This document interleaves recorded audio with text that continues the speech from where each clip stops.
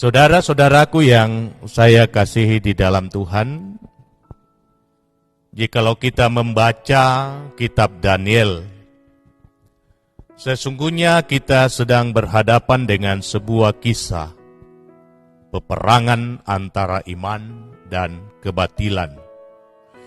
Dan saya mau mengatakan bahwa iman yang tangguh akan teruji melalui penderitaan yang hebat dan melalui godaan yang menggiurkan. Karena itu kisah Daniel dan teman-temannya adalah sumber inspirasi bagi setiap anak-anak Tuhan di zaman yang serba instan sekarang ini, di mana iman sedang ditantang dengan berbagai kemudahan dan bahkan pencapaian-pencapaian manusia yang sangat spektakuler.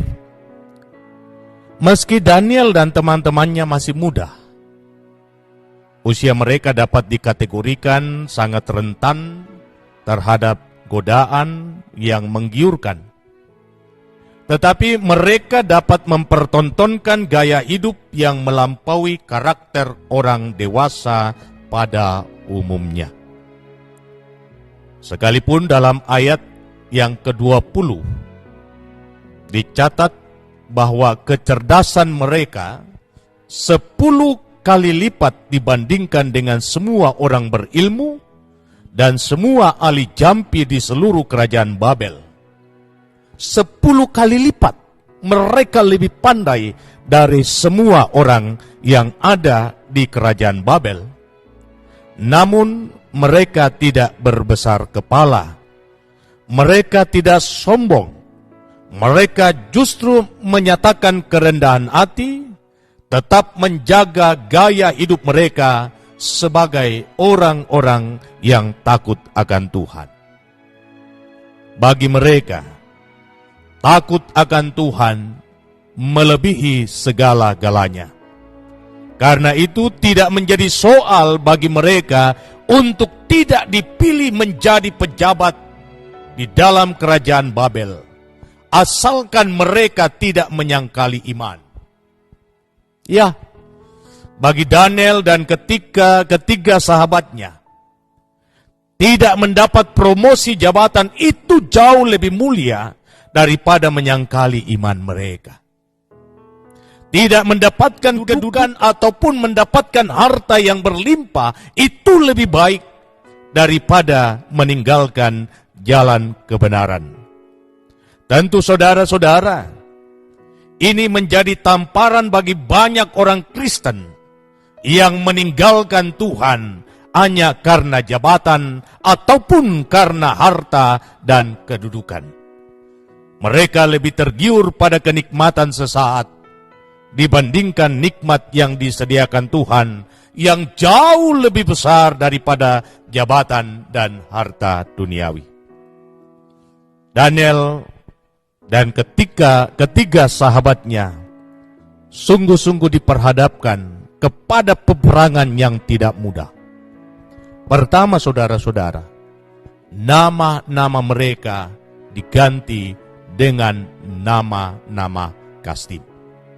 Nama-nama mereka diubah dengan nama-nama orang Babel. Dan jikalau saudara menyaksikan nama-nama itu berkaitan dengan dewa-dewa yang disembah oleh bangsa Babel. Artinya apa? Kehidupan keempat orang ini mau diubah. Dari gaya hidup orang yang takut kepada Allah yang disembah oleh bangsa Israel, kepada orang-orang yang takluk sepenuhnya di bawah otoritas dewa-dewa Babel. Tetapi fakta menyatakan, sekalipun nama mereka diubah, tetapi hati mereka tidak pernah berubah.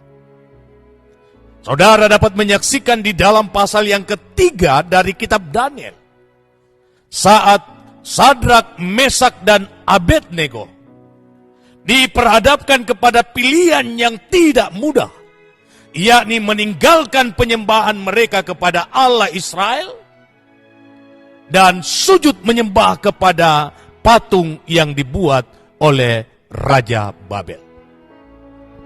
Sebuah pilihan yang konsekuensinya adalah mati. Tetapi bagi Sadrak, Mesak, dan Abednego, lebih baik mati daripada sujud menyembah Allah atau dewa orang Babel. Inilah gaya hidup yang dipertontonkan oleh anak-anak muda Israel. Sekalipun nama mereka diubah, tetapi hati mereka tidak akan pernah berubah. Yang kedua, saudara-saudara, Daniel dan ketiga sahabatnya adalah pribadi yang tetap konsisten pada pilihan imannya, dan mereka tetap komit untuk terus berjuang di jalan kebenaran. Inilah yang mereka tunjukkan, yakni menolak untuk mencemari diri mereka dengan makanan yang disiapkan raja.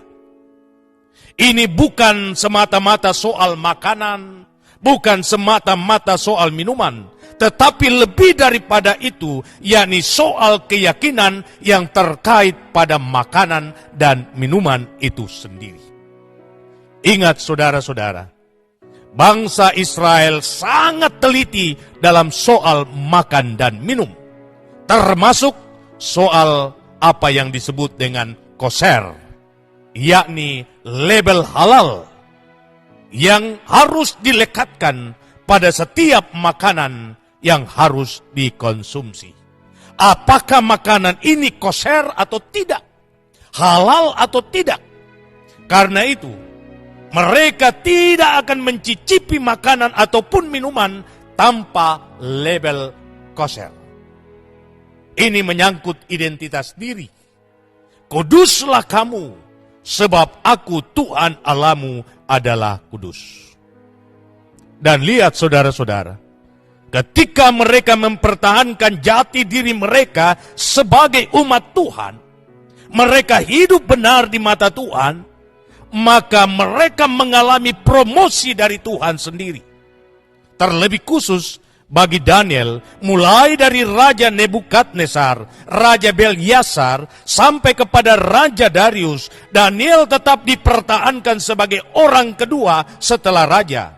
Dan dia membawai 120 pejabat setingkat gubernur. Jadi jangan pernah takut, jangan pernah khawatir ketika Anda diperhadapkan dengan tantangan dalam soal imanmu.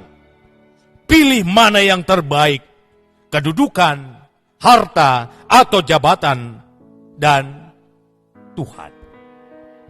Ini hal yang nampak di dalam kitab Daniel, peperangan antara iman dengan kebatilan. Tetapi setiap orang yang tetap setia sampai pada akhirnya, tangan Tuhan terus menopang mereka dan memberkati hidup mereka. Itulah sebabnya tema perenungan kita saat ini mau mengajak kita semua untuk berani berkata tidak pada setiap persoalan yang melahirkan dosa. Katakan tidak terhadap dosa. Jangan pernah mentolerir dosa. Sebab hal ini menyangkut hubungan relasi saudara dan saya dengan Tuhan. Ketika kita tetap intim dengan Tuhan, maka malaikat Tuhan berkemah di sekitar kehidupan kita, tangannya terus menopang kita, dan hidup kita akan terus diberkati. Dan apa yang diberkati oleh Tuhan akan diberkati selama-lamanya.